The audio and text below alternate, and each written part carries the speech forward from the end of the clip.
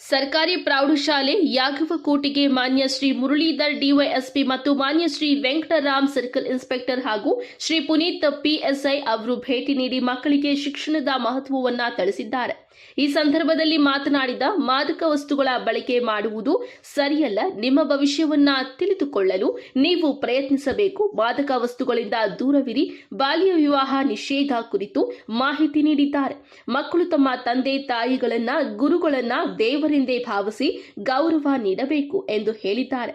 ಮತ್ತು ಇಂದು ನಡೆದ ಪ್ರತಿಭಾ ಕಾರಂಜಿ ಕಾರ್ಯಕ್ರಮದಲ್ಲಿ ಭಾಗವಹಿಸಿ 8 ಪ್ರಥಮ, 4 ದ್ವಿತೀಯ, 2 ತೃತೀಯ ಸ್ಥಾನ ಗಳಿಸಿದ್ದ ಮಕ್ಕಳಿಗೆ ಪ್ರಶಸ್ತಿ ಪತ್ರವನ್ನ ವಿತರಿಸಿ ಶುಭಾಶಯಗಳನ್ನು ತಿಳಿಸಿದ್ದಾರೆ.